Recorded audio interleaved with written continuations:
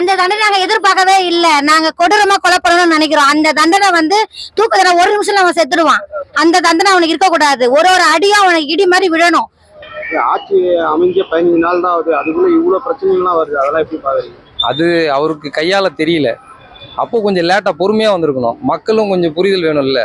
எடுத்த உடனே ஒரு சினிமா நடிகரை வந்து எடுத்த உடனே ஒரு ஆட்சி பொறுப்புல ஒப்படைக்கிறது வந்து என்ன வகையான முடிவுன்னு தெரியல. இது அவங்களெல்லாம் உயிரோடவே விடக்கூடாது. அவங்களுக்கு தக்க நடவடிக்கை எடுக்கணும்.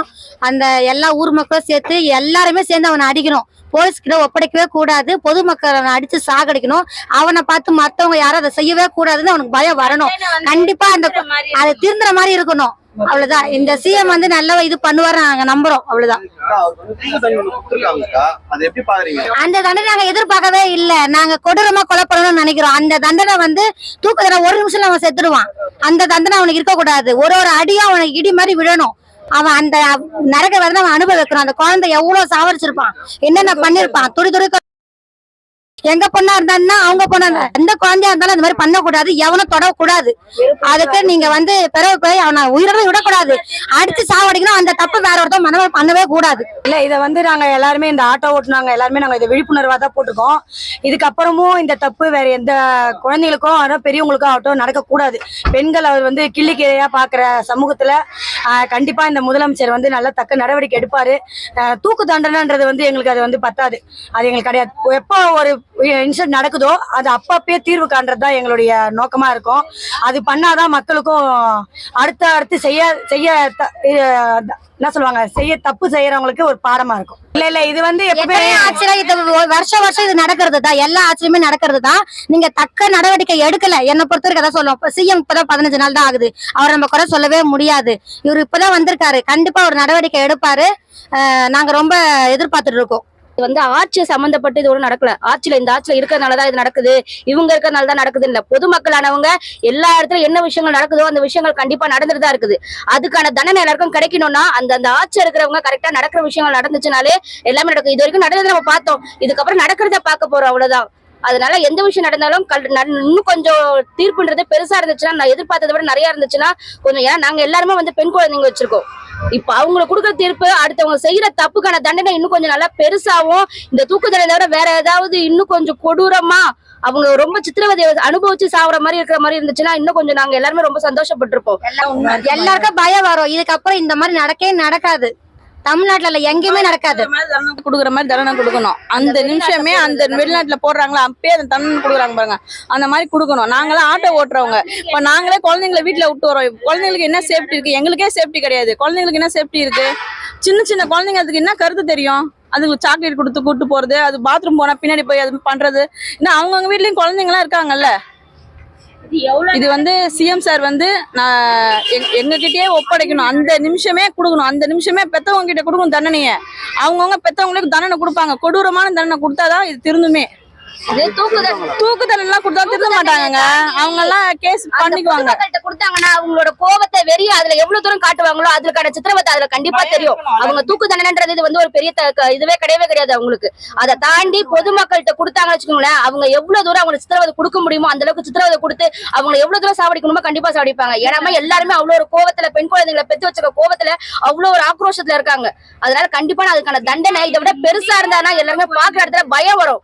இந்த தண்டனை இதை விட கொடூரமா இருக்கும். ஐயோ நம்ம இந்த மாதிரி தப்பு பண்ணா இந்த மாதிரி நமக்கு ஒரு தண்டனையா, இந்த மாதிரி பொதுமக்களே நம்மளை சாவடிச்சிருவாங்களா அப்படின்ற ஒரு தண்டனை அவங்களுக்குள்ள பெருசா தெரியணும். அதனால இதுக்கான விழிப்புணர்வு இது மட்டும் பத்தவே சத்தியமா நிஜமா சொல்றேன் நானு. இந்த தூக்கு தண்டனை ஒரு முடிவுன்றதே கிடையாது. ஏன்னா இது ஒரு இடத்துல 2 இடத்துல நடக்கல. பாக்குற எல்லா இடமும், எந்த ஊர்லயும், எல்லா இடத்துலயும் இருக்கிற குழந்தைங்கள்ல இருந்து பெரியவங்கல இருந்து எல்லாருக்குமே கொடுக்குற ஒரே பிரச்சனை எதுனா இந்த செக்ஸ் ஆக்ஷன் மட்டும் தான். அந்த ஒரு பிரச்சனை இல்லாம எந்த நாடு எப்ப இருக்குதோ அப்பதான் வந்து இந்தியாவே ஒரு வல்லரசாவே ஆகும். அதனால இது பொதுமக்களுக்காக எல்லாருக்குமே சொல்றது ஒரே விஷயம்னா, தூக்கு தண்டனை ஒரு தீர்வே கிடையாது. தூக்கு தண்டனை தாண்டி இது பொதுமக்கள் தாண்டி பெரிய தீர்வா கொடுத்தா மட்டும்தான் அதுக்கான ஒரு எப்படி சொல்றது, ஒரு மன திருப்தி, பெண்களை பெற்ற குழந்தைங்களுக்கான ஒரு பாதுகாப்பு, இது எல்லாமே சேர்ந்து அதுல கிடைக்கும் கண்டிப்பா. நான் எனக்கு தெரிஞ்சு அவங்களெல்லாம் வந்து கொன்றணும். இது வந்து தூக்கு தண்டனை, ஆயுள் தண்டனைலாம் வந்து உங்களுக்கு பத்தாது. ஏன்னா எப்படியும் போயிட்டு வெளியே வர மாதிரி அப்படின்லாம் பேசிட்டு இருக்கிறாங்க. எப்போ வேணாலும் இவங்க வந்து எல்லா தப்பும் பண்ணிடுவானு பண்ணிட்டு கடைசியில் ஈஸியாக வெளியே வந்துடுறாங்க. பணம் இருந்தால் வெளியே வந்துடலாம். இப்போ அப்படி தானே போயிட்டுருக்குது. ஒரு சீமான் சொல்கிற மாதிரி பிள்ளைய தொட்டால் கொன்றணும். இது ஆயுள் தண்டனைலாம் வேலைக்கு ஆகாது. அது நினச்சி ஃபீல் பண்ணி இது என்னன்னா கடைசி வரைக்கும் அவன் ஜெயிலுக்குள்ள தான் இருப்பான். மக்களுக்கு பயம் வராது. பயம் வரணும்னா கொன்றணும், அதான் நல்லது. சீமான் சொல்கிறது தான் சரி.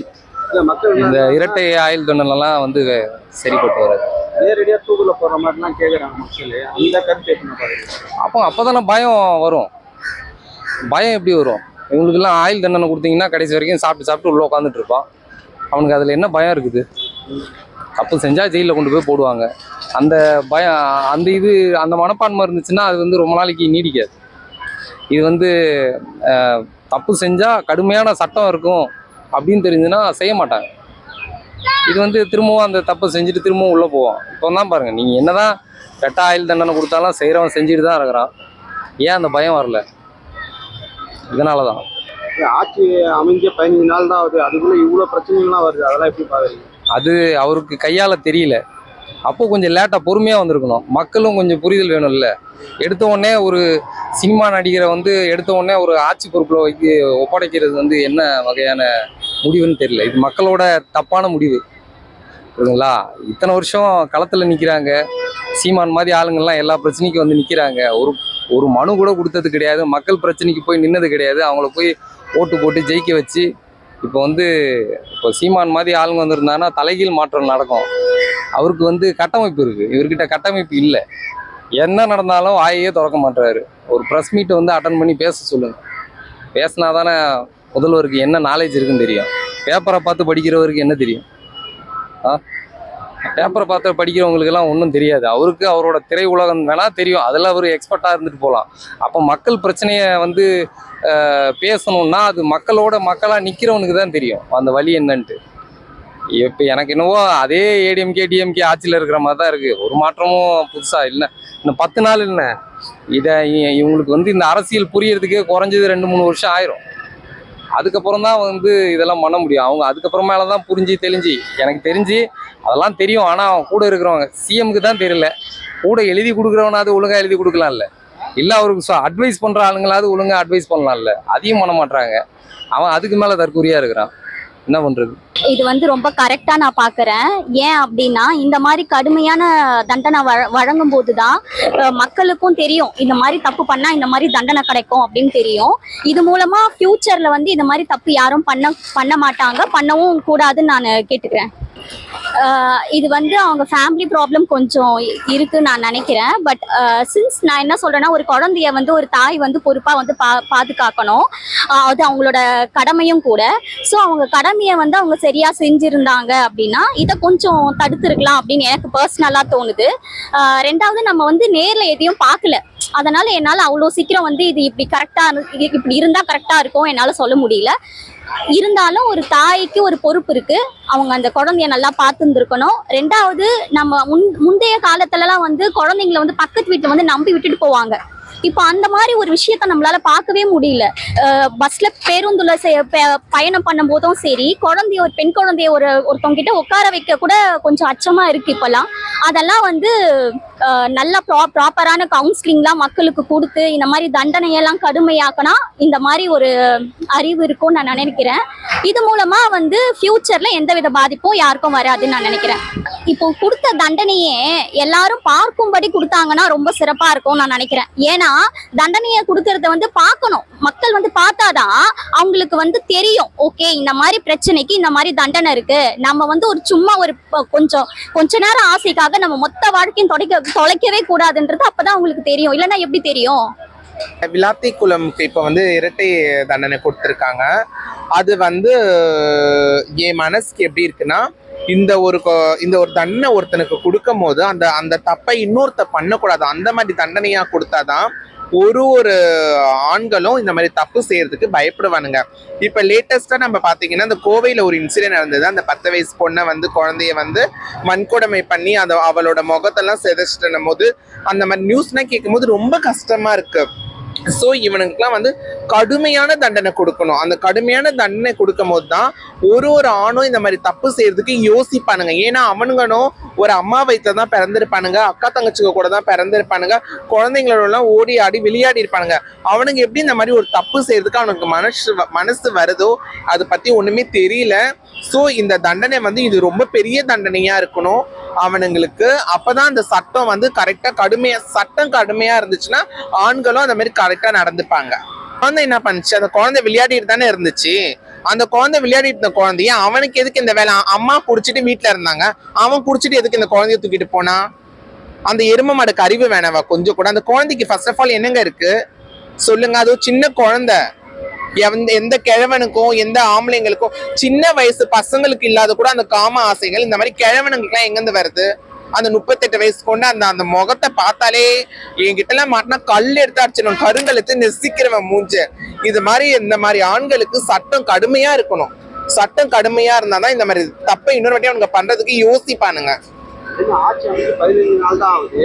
இந்த சூழ்நிலை இவ்வளவு பெரிய பிரச்சனைலாம் வருது, அதெல்லாம் எப்படி பாக்குறீங்க? இதை பத்தி எனக்கு என்ன சொல்றதுன்னு எனக்கு தெரியல. ஸோ சிஎம் சாரும் இப்பதான் வந்திருக்காரு. அந்த 15 நாள்ல அவருக்கு ஏகப்பட்ட ப்ரெஷர் இருக்கும்.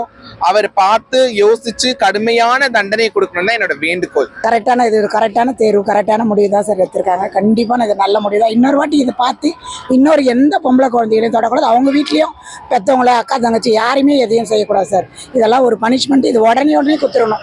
இவ்வளோ தூரம் தள்ளியே போட்டே இருக்கக்கூடாது. சரியான தண்டனை தான் அது.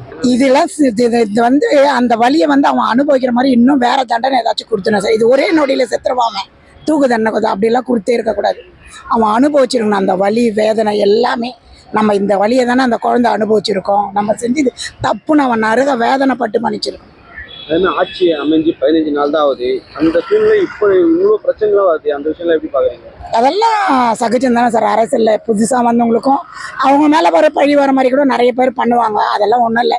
ஆட்சியை நம்ம இதில் சேர்க்க முடியாது. கரெக்டான இதுவாக பண்ணிட்டு வராங்க, பண்ணுறாங்க. ஒன்று இவங்களுக்கு தண்டனை வந்து இன்னும் கொஞ்சம் அதிகமான தண்டனை கொடுக்கணும்.